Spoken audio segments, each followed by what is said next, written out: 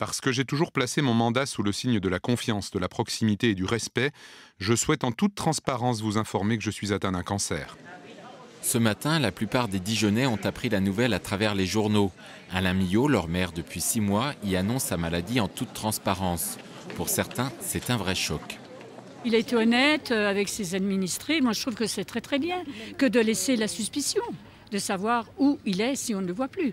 Il a bien fait, hein. Comme ça personne ne sera surpris.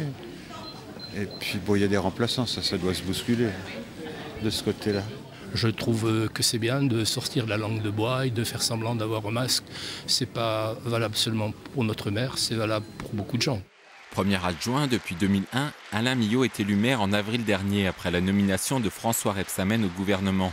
Une écharpe de maire qu'il endosse sans complexe. Pour le politologue Claude Patria, en annonçant ainsi sa maladie, Alain Milhaud anticipe la rumeur et conforte sa légitimité.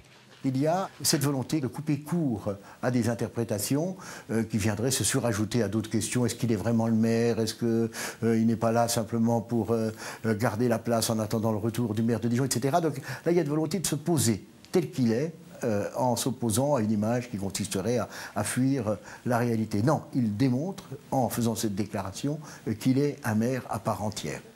Ni François Rebsamen ni la première adjointe Nathalie Koenders n'ont souhaité réagir à cette annonce. Du côté de l'opposition, la surprise est totale, même si Alain Milhaud a informé directement les différents élus bien avant les médias.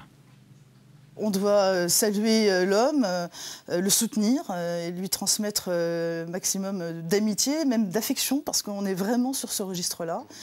Quant à son engagement politique, si c'est dans sa logique personnelle de fonctionnement de conserver ses mandats, eh bien il faut que ça soit dans cette logique personnelle de fonctionnement. Si cela contribue à son rétablissement, moi je trouve qu'il n'y a pas de souci par rapport à ça. Je ne veux pas avoir une position politique ou politicienne aujourd'hui, certainement pas aujourd'hui.